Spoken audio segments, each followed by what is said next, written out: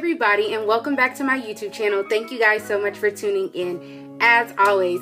Okay y'all, so today I wanted to talk to you all a little bit about length retention. As you all seen in my last Snap-iversary video, my hair has grown quite a bit, and even before that I've started to get a lot of questions about length retention, how I'm growing out my hair, what I'm doing, what the secret is, and all of this. So as you all know, I talked a little bit about my products not too long ago, and I showed you all about 5 products that I'm always using in my hair. However, other than products, I think there's a little bit more that goes into length retention and growing healthy hair. And so that's what I'm here to talk to you all a little bit about. Now, I will say, for a disclaimer, I do typically think that hair growth videos can be a little bit gimmicky. And by that I mean a lot of the times it gives me get rich quick scheme vibes because I don't necessarily think there's just this one way to grow your hair. I think that a lot of things go into it, and a lot of research shows that as well. So I'm here to give you some pointers about how I feel about length retention and hair growth, along with my tips on how I feel like I have maintained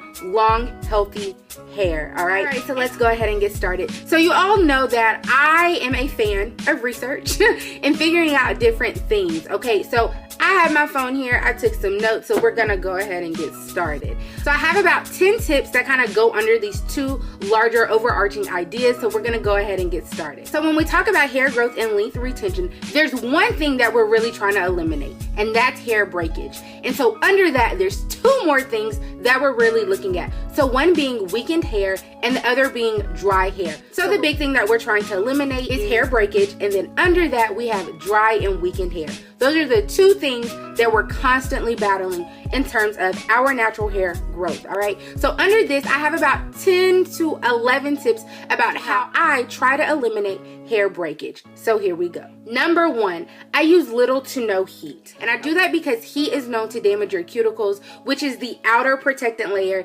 that basically protects your hair, okay, and keeps it strong and healthy. So in terms of heat, I only blow out my hair maybe once or twice a year, okay, and a lot of times I do that for trims and to just check my hair growth. Okay, so when you hear me talk about heat, it's not because I'm anti-straight hair, but I am anti-unhealthy hair. And so when we're talking about healthy hair, I think the less heat, the better. So usually when I do my hair, I'm always letting my hair dry. Another thing with heat is that you can get heat damage. So we all know heat damage is a no-no.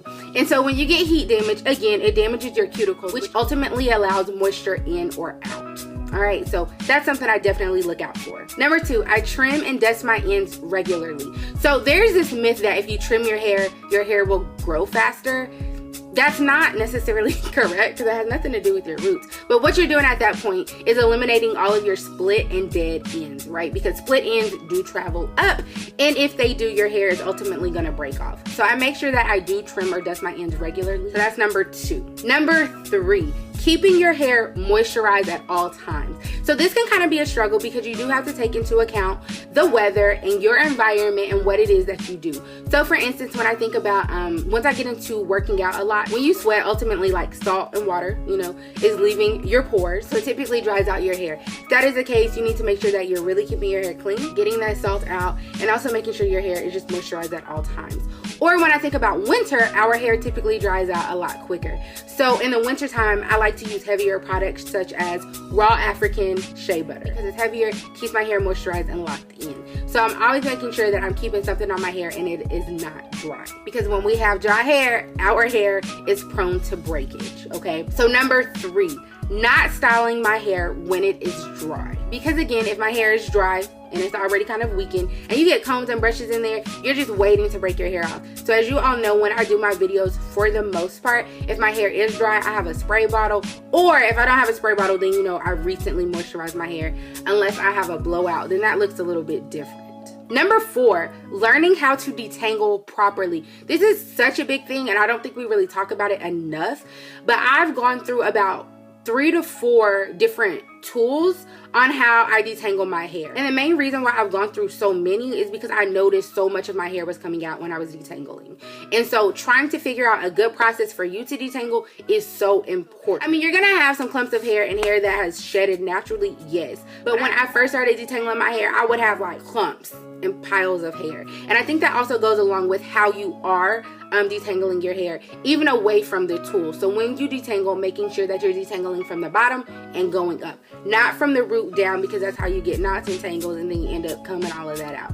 You want to be really mindful about that. But I think that's very, very important. So making sure that you know how to detangle your hair. Number 5, giving my hair time to rest. And I said this in my Napiversary video, but really making sure that I'm giving my hair time away from being manipulated, pulled on, and creating tension. Whether that's my edges or just with like things like box braids or always pulling my hair and things like that. You don't want to add any more stress or tension to your hair. And so a lot of times you guys hear me preaching about like edges and people doing the most. A lot of people got thin edges because you're always pulling on it. And so even sometimes that hair is coming out. It's just simply coming out. So making sure that I give my hair a break. And like I told you all in year 5 in my 6-year Napiversary video, that's something that I did a lot. I started wearing buns or just doing like a lot of twist outs and just letting my hair do its own thing. And then something else that I think a lot of people don't really talk about or think about is the use of like hair ties and rubber bands. That can be really damaging to your hair if it's something that you're doing all of the time, pulling and stressing and straining your strands of hair. Because if you notice, sometimes when you take your hair out of a ponytail, sometimes you're like missing hair after, right? Not a lot, but I think like every bit counts, and if you make that a habit, it's going to be a lot of damage. So that's something to definitely consider. Number 7, being healthy. I think this goes for just about anything. If we're talking about hair, our mental state, our physical state, one of the easiest ways for me to think about this is that you are what you eat. Right? So I'm not going to sit here and say like I'm this super healthy person, like I'm not vegan, vegetarian. I don't be doing all of that. But at the same time, you know, I drink a lot of water.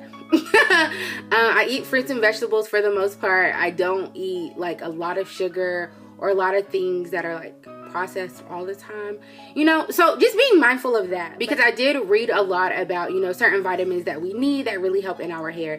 And so I think if that's something that you struggle getting, you can always take like vitamins or hair supplements. And so that's definitely something that I use as well. But making sure that you're healthy, because you know, when you eat better, you feel better, you look better, like every part of you begins to flourish, your skin, your hair. So just making sure that you're healthy, and not just your food, but also stress, making sure you're sleeping at night, right? And you're not tripping, because research has shown, you know, an unhealthy diet and stress, it's positively correlated to hair loss. So that's definitely something that's real.